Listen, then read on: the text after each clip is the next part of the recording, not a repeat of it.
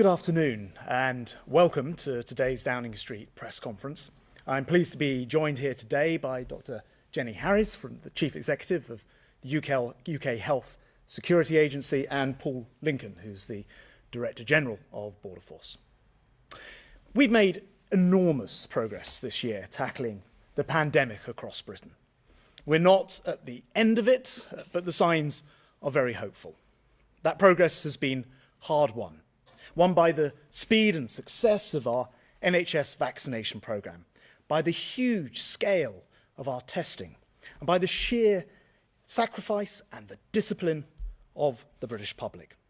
And so it's important that we don't put that success and undermine it now by putting it at risk. Getting a vaccination feels like being given your life back. The newly vaccinated, thanking the wonderful volunteers, people in tears of relief. But as well as the joy, there's also concern about resurgence of COVID, and it's a caution we absolutely share as a government. And it's why the only route out of this pandemic is careful and prudent, a responsible one. Of course, we're also, as a nation, a group of people who thrive on travel, a nation with family ties across the globe. Notably, nearly 1 in 3 new mothers in the UK was born overseas. And in 2019, UK residents took over 93 million trips abroad. So I'm glad to be standing here today announcing the first, albeit tentative, steps towards unlocking international travel. We want a summer in which, with the help of vaccines and testings, we can reunite families and friends, travel to places we love. We want to start looking outward again. Whilst COVID has isolated us, travel reunites us, even if video calls have kept us all connected during the very long lockdowns. There's simply no substitute for human contact. Travel is, of course, also absolutely crucial to rebuilding our economy, bringing long-awaited relief to hard-hit airlines, airports, the tourism sector, which taxpayers have spent £7 billion in supporting. But I have to be absolutely straight with you. Our success in combating COVID here, with 2/3 of adults now vaccinated, is not yet replicated in many places abroad. We in this country have managed to construct a fortress against COVID, but the disease is still prevalent in other parts of the world, most notably at the moment in India. In fact, more new cases of COVID have been diagnosed around the world in the last 7 days than at any time since this pandemic began. And nobody wants to go back into lockdown, not ever. And that's why today's announcement, removing the stay in the UK restrictions from the 17th of May, is necessarily cautious. We must make absolutely sure that the countries we reconnect with are safe, that their infection rates are low and that their vaccination rates are high. It means making sure that we're not incubating the most dangerous variants, that they're not, and that they have safe and secure surveillance in place. And that's why the Global Travel Task Force has come up with the traffic light system classifying destinations by risk. And this is based on data by the Joint Biosecurity Centre, and it will be published on gov.uk. Red countries are those which should not be visited except in the most extreme of circumstances, where repeated testing and isolation in designated government hotels on return is compulsory. Non-UK residents who've been in a red country in the last 10 days will still be barred from entering the UK. I have to tell you now that due to concern about COVID rates and variants of concern, Turkey, the Maldives, Nepal must regrettably be added to the red list today. Amber countries form the biggest group. As with the red list, you should not be travelling to these places right now. Returnees will have to do tests on 3 separate occasions, once before departure, twice after arrival, and isolate in a place of their choosing for 10 days. Finally, we have the green countries, which you will have the opportunity to visit no earlier than the 17th of May, as long as you take a pre-departure test before returning to England and a second PCR test 2 days after you return. And with these green countries, you will not need to quarantine. And travellers will be glad to hear that we've been successful in driving down the costs of tests. However, by necessity, this initial green list must be, I'm afraid, limited. So I'm announcing today that from May the 17th, you'll be able to travel to 12 green list countries and territories, which includes Portugal, Gibraltar, and Israel. I regret the favourite summer destinations like France and Spain and Greece are not yet included, but every 3 weeks from reopening, we'll be reviewing the countries to see how and where we can expand the green list. So this is just a first step. The signs overseas are now more promising as a result of their vaccination programmes beginning to crank up.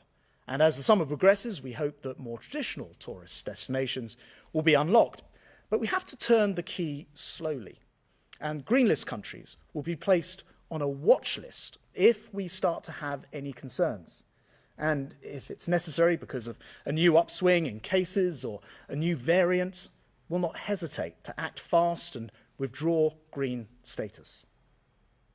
So it's up to you to check thoroughly before travelling. And if you're thinking of booking a holiday in a green list destination, please check the restrictions applying to new arrivals. You can get this information on Gov.uk, and it is important because each country has its own restrictions. Indeed, our strong advice is not to book any holiday which does not include a refund in the event that the COVID-related situation changes and you're able to cancel. And I'm afraid we do expect longer delays at airports, and Paul will be saying more about this in just a moment.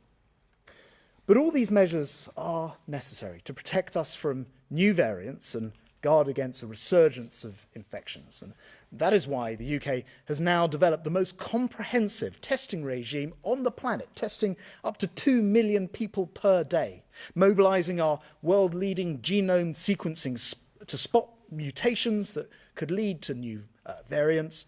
And these are, if you like, the walls of our fortress, because the first duty of any government is to preserve the safety of its people. But it's also our responsibility to show global leadership, to work with other countries, to create safe standards for international travel.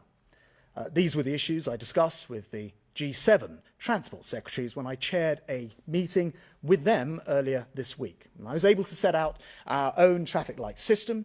As part of international leadership, the government's working to develop these standards, global standards for digital travel certification.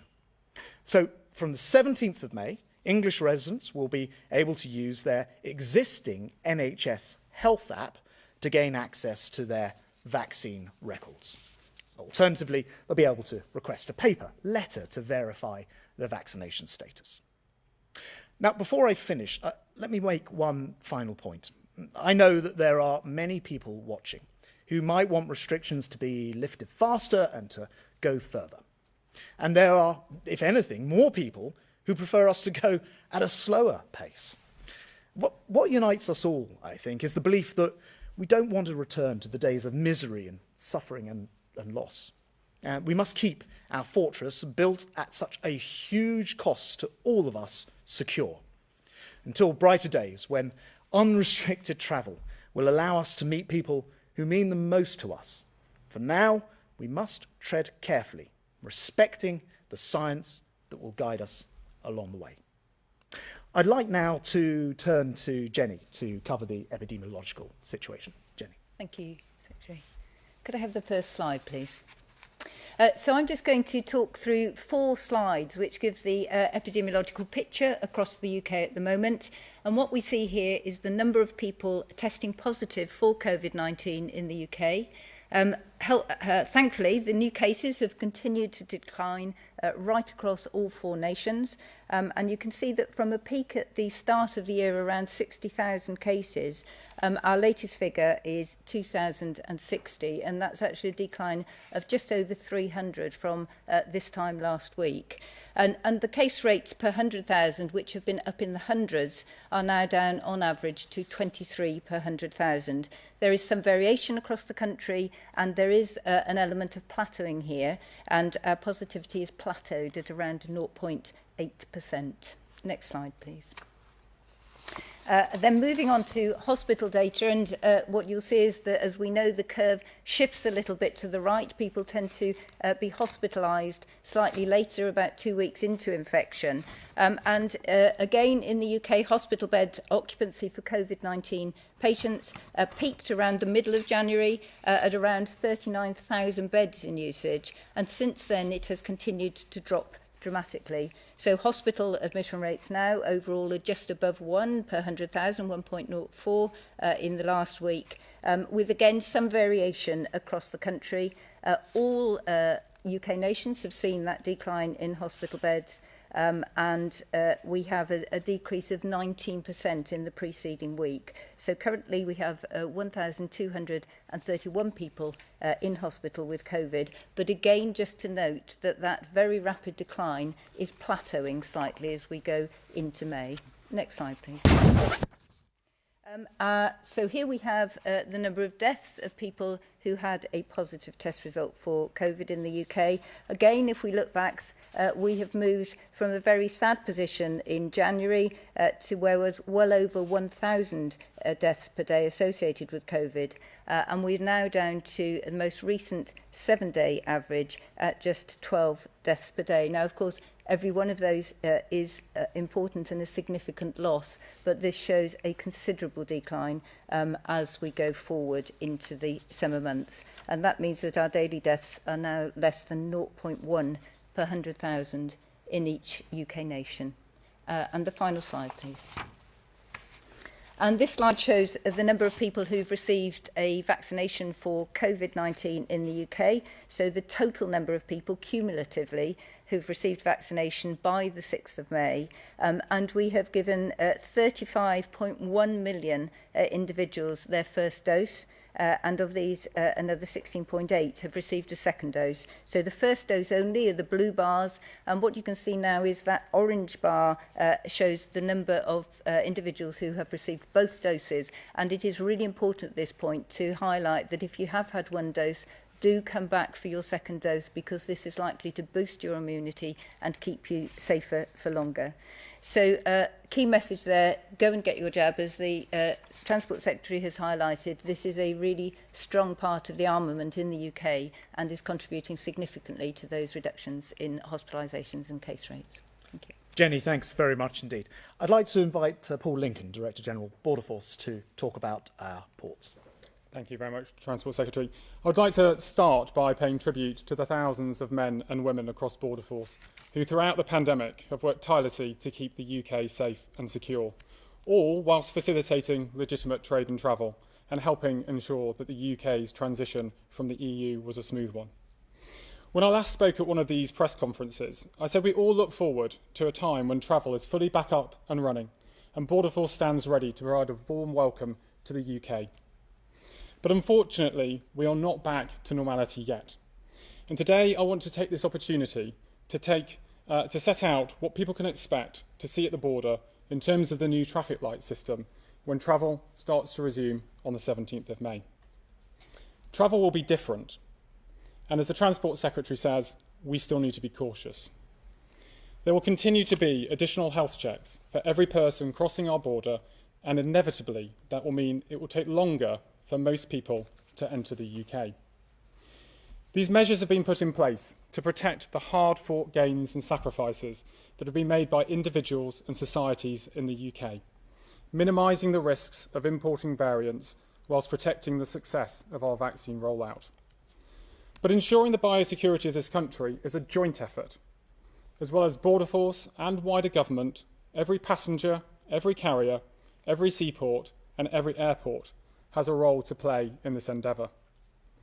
For the time being, passengers will need to expect an increase in the time taken at each stage of their journey.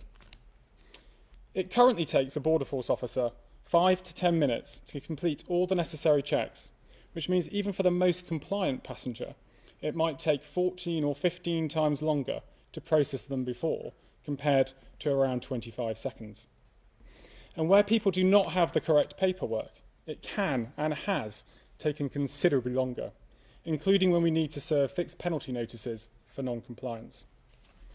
Border Force officers have to date been manually checking that each person has a valid negative COVID-19 test, and that has been taken within 72 hours of their journey to the UK. That everyone has also booked a day 2 and day 8 test package. That those travelling from red countries have booked into a quarantine hotel and are handed off to the managed quarantine service. That those arriving from elsewhere understand the requirement to quarantine at home for 10 days. And finally, that people have correctly completed their passenger locator form so that they can be contacted by NHS Test and Trace if necessary. To keep us all safe, ministers all agree that Border Force should check 100% of passengers, and we have and will continue to do so.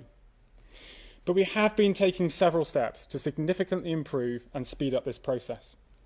We are digitising a number of the checks just mentioned, including the passenger locator form process so it can be used in e-gates. We are providing a simpler process for carriers at check-in, and we'll be increasing the number of Border Force officers that are available to process passengers at immigration desks. We will do all that we can to smooth the process, and the rollout of the summer of our e-gate upgrade programme will help minimise the time at the border for as many people as possible. But the travel industry also needs to play its part by making sure that every passenger is ready for the checks before they meet the border. Nonetheless, passengers should still expect times at the border to take longer as we conduct the checks that the public rightly expect during this global pandemic. Border Force officers will deliver the best service possible, but they will also continue the vital work that they do every day to protect national security, to prevent drugs, weapons and other illicit goods from entering the UK, to crack down on illegal migration and to protect vulnerable people. We all understand that queues are frustrating to those who are travelling, especially after long journeys and with young families and when people want to return to their loved ones. But if we all play our part in complying with the health checks, collectively we will also all help to ensure the safety of our communities whilst making sure that the gradual increase in international travel is as smooth as possible. Paul, thanks very much indeed. I'd like now to turn to our first question, which comes from David in West Cornwall. Keeping the roadmap timetable depends on the vaccine deployment programme continuing successfully. There doesn't seem to be a shortage in vaccine supply at present, but might that success be threatened by a significant shortfall in vaccine uptake, particularly in the younger age groups? If so, what level of uptake is needed to keep to the timetable? David, thanks very much. I'm going to actually ask Jenny to comment on this, but I will just say the level of uptake has been absolutely phenomenal so far. I think it's fair to say far higher than anyone anticipated when we were talking about these things in advance, and it's one of the reasons that the UK has got itself into this much better situation. It's important that continues, and I'm going to ask Jenny to comment on the supply and the rest of it. Thank you.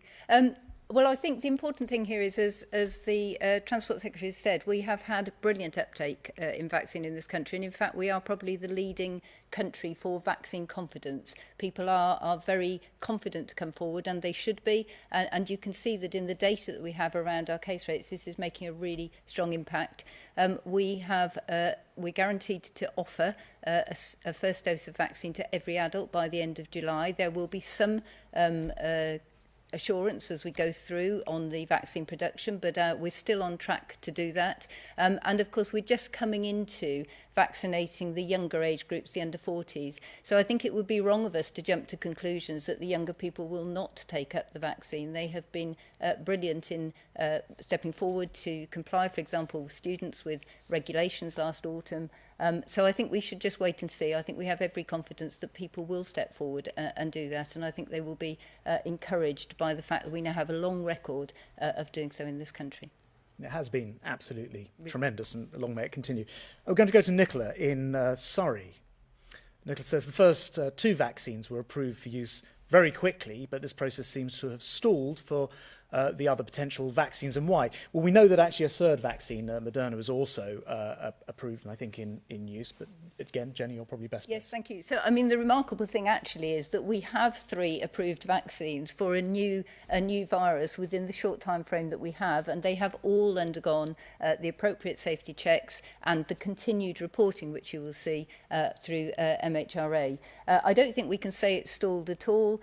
We have good progress through, and it's important, of course, that each step is taken. It's not just the government or the scientists that propose these to go through. It's also when trials are finished, and clearly it's important that we take note of those studies. So I think other potential vaccines on their way. It varies slightly across the world, but in fact that offer of a first vaccine to every adult by the end of July should still be in place for the vaccines that we have.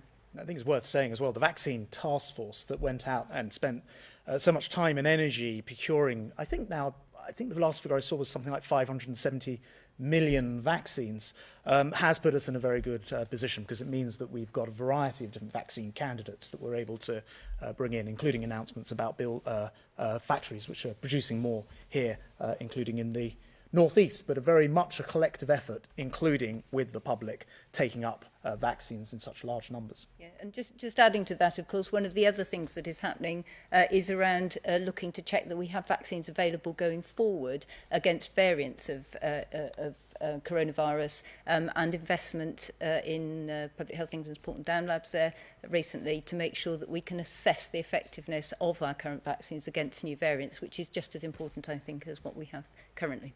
Thank you to Nicola in Surrey. We'll go to Caroline Davis at the BBC next. Thank you, Transport Secretary. Firstly, there are only 12 countries and territories on this list. Many passengers will be very disappointed by that, as will the industry. Why are there so few? And secondly, you've put Turkey on the red list. What does that mean for the UEFA Champions League final that's due to be played there? Thanks very much. Look, as I explained in my comments, we are having to be cautious about this initially. We don't want to overturn all the brilliant work of, frankly, the British people in taking these vaccines and staying at home and all of that pain. And so we can't do anything to put that at risk. Having said that, although there are only 12 countries and territories, it does include, for example, Portugal and some of its islands, popular holiday destinations, including Israel, who will start to accept people from outside the country. I think it's on the 21st of May. But I do accept that it is a slow but very deliberate rollout of this. And I noted that Heathrow, for example, who you might think would jump on your comments, actually agree that this is the right approach and that this steady, slow process initially is the right way to go. It's worth pointing out there are 2 separate points at which we'll have reviews. First of all, the Joint Biosecurity Centre will review this data every 3 weeks. And so we will have another review point along pretty soon. The second thing to say is we've got checkpoints built into this. The checkpoints mean that we're looking at what has to happen in a green, amber or red in terms of the requirements for testing and so on and so forth. So this will be a fast developing situation, but really the key thing to say is the reason there aren't more places on the list is there aren't more places that are in the fortunate position that the United Kingdom has got itself in. As Jenny says, people coming forward for vaccines. As I was saying, the vaccine task force and the government doing such strong work a year ago to make sure we were ahead of the world in terms of having those vaccines. So if you're looking for the answer, it is simply that the rest of the world needs a bit of time to catch up with our more fortunate vaccine position before we'll be able to open up travel to those locations. You ask a very good question about the situation with regard to UEFA and the situation for Turkey. And as I said in my comments, I'm afraid we are having to put Turkey on the red list, and this will have a number of ramifications. And first of all, it does mean, I'm afraid, with regard to the Champions League, that fans should not travel to Turkey. The FA, I can tell you, are in discussions with UEFA already on this. We are very open to hosting the final, but it is ultimately a decision for UEFA. Of course, it's worth mentioning the UK has already got a successful track record of football matches with spectators, so we're well placed to do it. And I have spoken to the Secretary of State for Culture, Media and Sport this afternoon about this. So we're very open to it. It is actually in the end a decision for UEFA to make, but given that there are two English clubs in that final, we look forward to hearing what they have to say. Thank you very much indeed. I'll turn now to Tom Clark at ITV. Thank you, Secretary of State. While we worry about where we might be able to travel to, the virus is proving it's pretty capable of travelling into the UK. How concerned are you, and should we be, about the doubling of the number of variants of concern originating in India here in the UK? And how concerned should we be about the Indian variants compared to those from South Africa and Brazil, for example? So, there are two places to answer this. One is, of course, with the excellent border protection that Paul Lincoln and his team are providing, which is helping us to keep on top of variants of concern. The second thing is now that the variant in India is a variant of concern rather than a variant of interest, which it has been up till recently. I'm going to ask Jenny to comment on the epidemiological situation. Thank you. So I think, yes, we should be concerned, and I'll come to the action that we're taking. But there is quite a complicated message here. I think, so it's a good sign. We've seen the slides there, and our overall positivity rates have dropped dramatically. But in some areas, there are some variants of concern, particularly the Indian one, which have risen quite sharply in the last week or two. So those areas, we really do want people to be extra cautious. Again, it's important, just because that particular one, so the B16172, one of the three variants that we're seeing from India, has increased quite rapidly. The other two, the 1 under the 3 number, are still variants under interest. And when we move them to a variant of concern, it's because we find something in how they're behaving, or some of the mutation that we think might give some cause for concern, either particularly in vaccine escape, severity of disease or transmissibility. Now, what we have with this particular Indian variant at the moment is that we found yesterday at the technical group, the variant technical group, that the transmissibility was at least equal to what we've been calling the Kent variant. It's the B117. It's actually very widespread, but people will recognise it by that name. And we don't yet know many other characteristics about it. It takes quite a while to understand, for example, the severity of disease or what it means for vaccine effectiveness. So while we're watching that, actually, we are taking a whole host of steps to ensure that in areas where we have seen that, we have enhanced contact tracing, we're going in with messaging, working with local communities, with local directors of public health, to ensure that people are really aware of the potential risk. We're encouraging people to continue to work from home, all the things we know, socialise outdoors, even if the situation and the rules change. It's really important people continue to do that. And this is likely to be a bit of a pattern as we go forward. So we need the public to do everything that they have been doing in sticking to the rules, but in those particular areas to be being particularly careful. And we will continue to monitor it. I think one of the important things is the UK has absolutely brilliant genomics. We contribute about a third of the total global genomic sequences that are put up on Gazade. And so we have a very, very clear picture of what we have in terms of variants of concern and under investigation. And of course, the reason why we're taking variants of concern so seriously, it's one of the reasons in response to the previous BBC question that we're not opening up too fast, because we want to be in a position to control it. And it's one of the reasons why Paul Lincoln and his team are checking 100% of people at borders, although that will increasingly on the green list countries start to become a digital check through the e-gate and the passenger locator form over time. Can we go to Paul Kelso of Sky?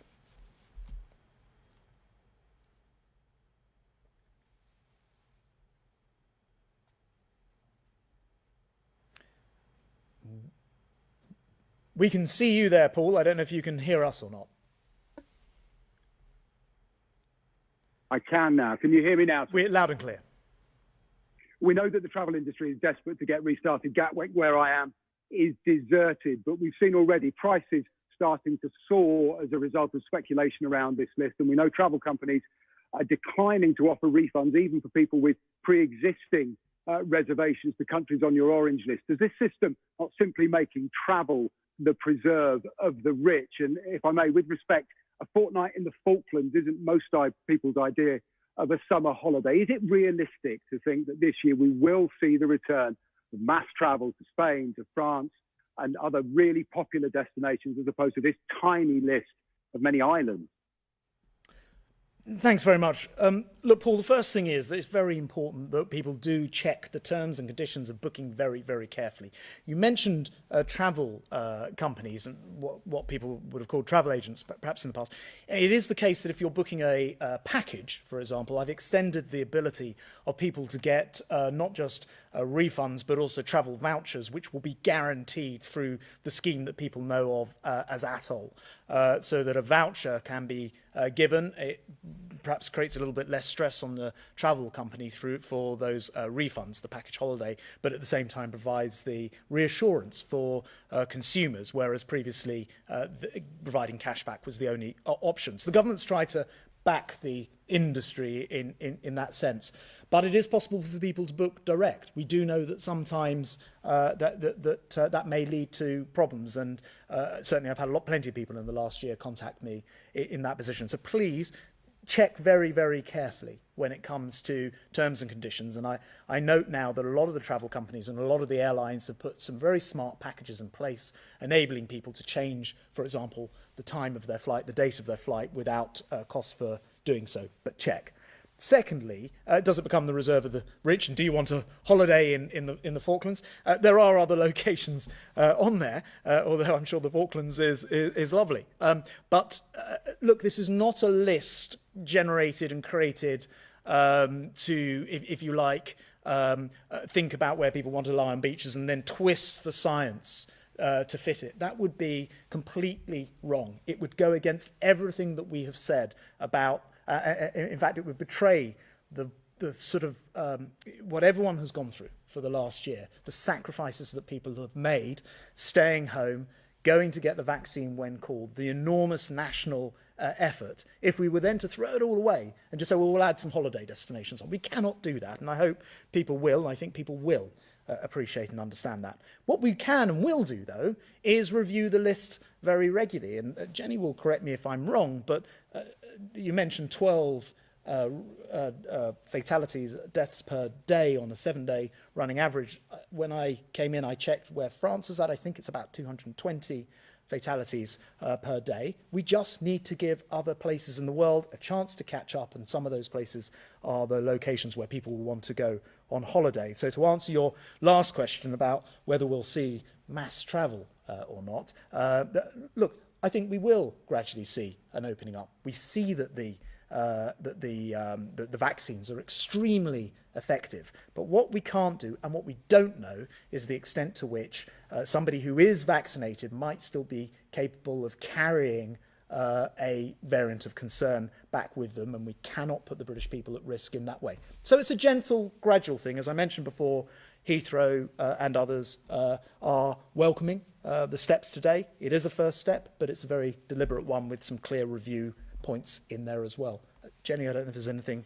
I think you've mentioned all the important things. It is just really important, as you said earlier, that we progress with necessary caution. You can see, I mean, I think the public will have realised just from looking at the picture in India just how quickly a virus can take off, particularly if there is low vaccine coverage in those countries, or you have a large number of people without spacing and all of the things that we've got used to doing. So obviously that varies significantly across the world, but there is a regular review point. The Joint Biosecurity Centre has a very detailed exploration of all of the different criteria, so whether it be testing capacity, whether it be the capability of a country to look at the genome sequencing, whole host of things that we didn't have last year. So I think a lot of reassurance that all of this is looked at in great detail, and as countries are able to move into those different traffic light areas, then ministers will be able to make those decisions. I think it's worth actually saying, as Jenny hinted at, the Joint Biosecurity Centre last year would use pretty blunt information, really. It was about the number of cases per 100,000 over a 7-day period. This year, it's about not just the prevalence of cases, it's about the variants of concern. It's about the ability of the country to test, the quality of their data, how good their genome sequencing is. And I think reassuringly, Paul, all of that's going to be published this year, both the methodology and the data, so people can see themselves how and why the particular countries and territories that are being included at the moment are in there, and I think that will be helpful for everyone. Thanks very much, Paul. Can we go to Lucy Fisher of The Telegraph? Thank you. 2 quick questions, if I may. Firstly, for Mr. Lincoln, will Border Force deploy more staff to ease delays at the border, and if so, how many? And secondly, a question for the Transport Secretary, please. Vaccinated Britons are allowed to travel to other countries without having to take expensive COVID tests or quarantine, but the UK government insists on these measures from vaccinated travellers. Why doesn't the government have faith in the vaccine, and will this policy be reviewed? Thanks very much, Lucy. Paul? Yes, thank you, Lucy. I mean, we will, and I said in my opening statement that we will be increasing the number of Border Force officers who will be available to process passengers at immigration desks. I mean, I should put this in the context that there are currently at the moment more Border Force officers processing passengers at Heathrow than any other time since 2012 Olympics. And the reason why people talk about this is because we have had to deal with a lot of non-compliant passengers, and that sometimes takes Border Force officers away. So what I'm very pleased to have announced today is the simplification of the processes we've put in place, which should make it easier for passengers, should make it easier for carriers, it should make it easier for our officers, and do our best to speed people through the border. Thanks very much.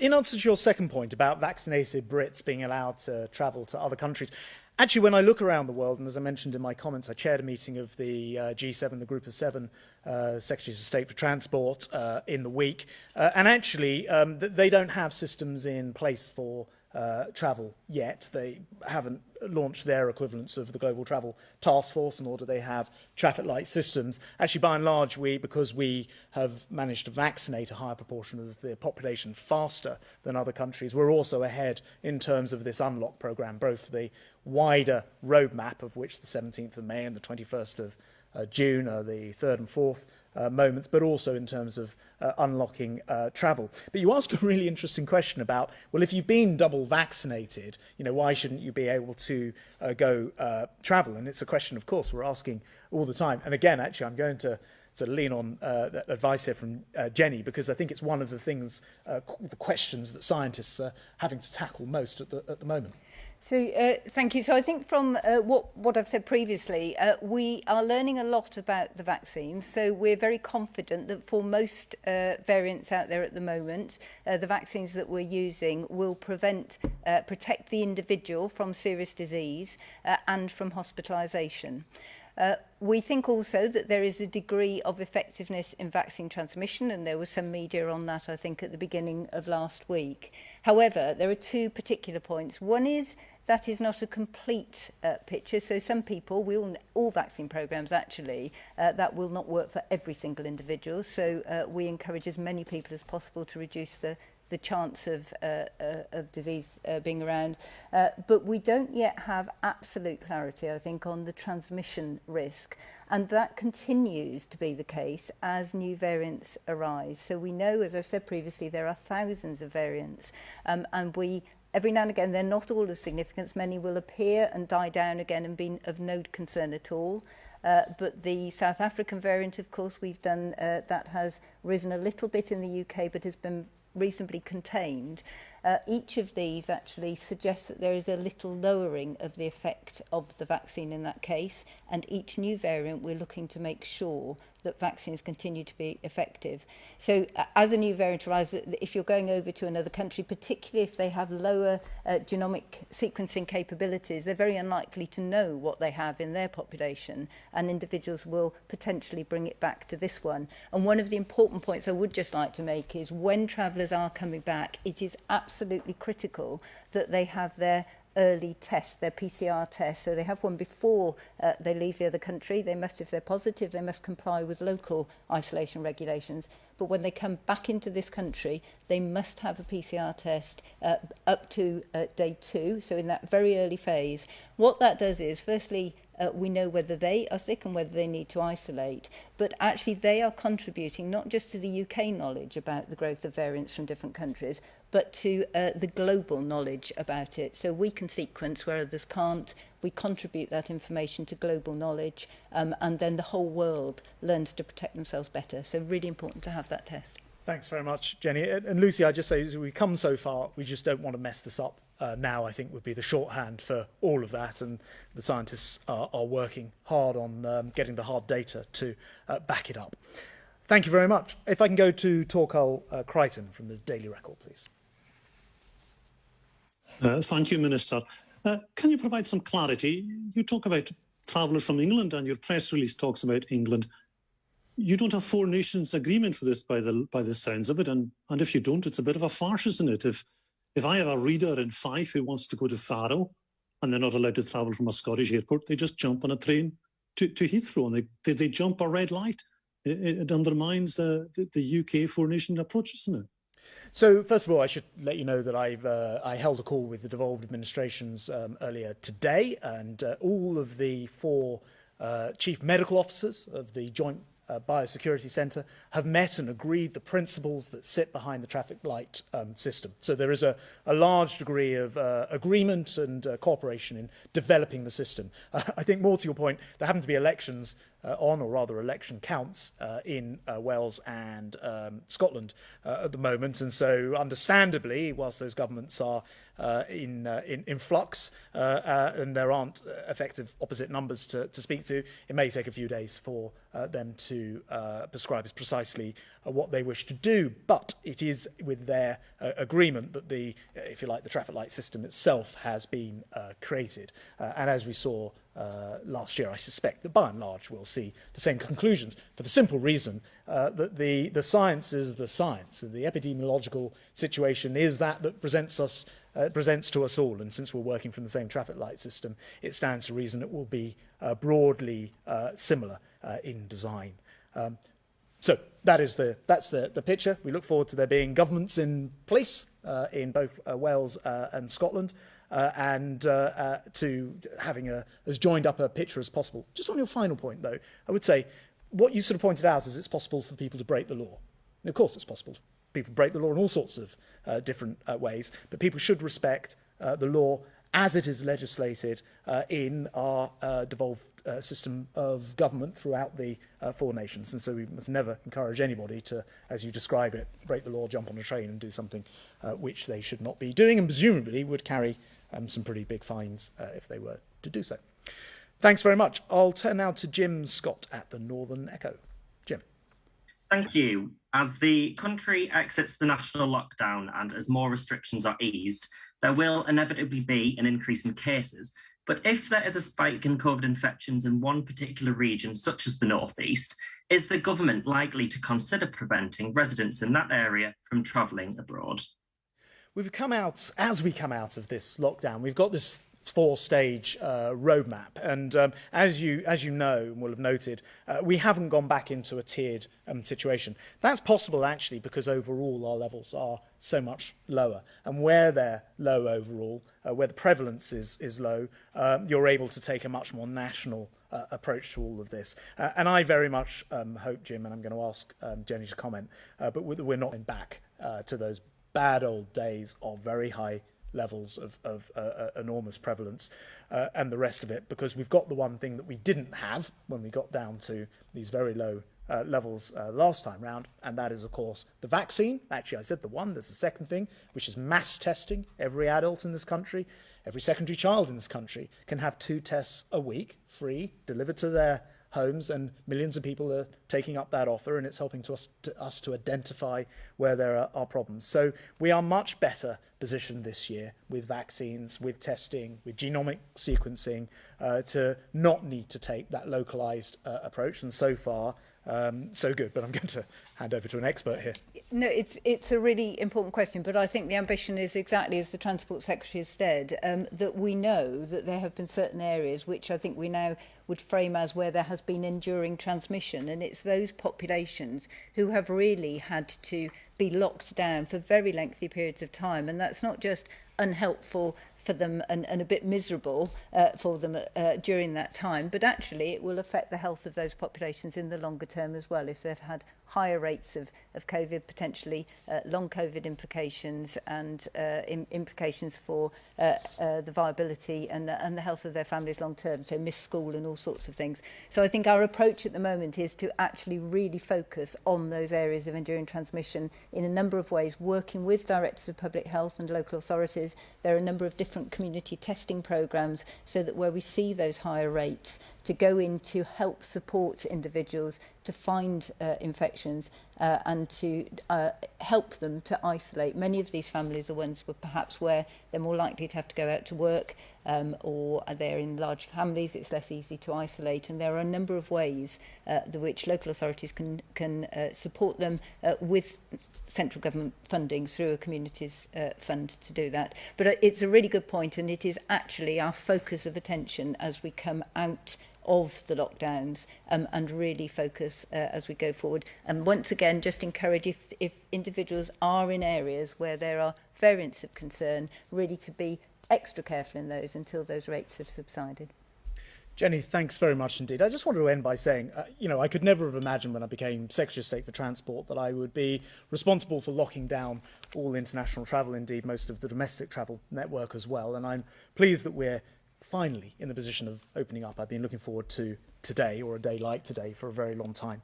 But we do have to follow a very cautious approach. We've got to follow the science at every step. We don't want to throw away the very hard-won gains. But I think as confidence builds, as the rest of the world is able to catch up with our successful vaccination programme and get themselves vaccinated, I expect that we will see a situation where more countries will open up. But please check the details carefully, look on gov.uk and make sure that you have refundable options, and most of all, of course, remain safe. Thank you very much. Thank you.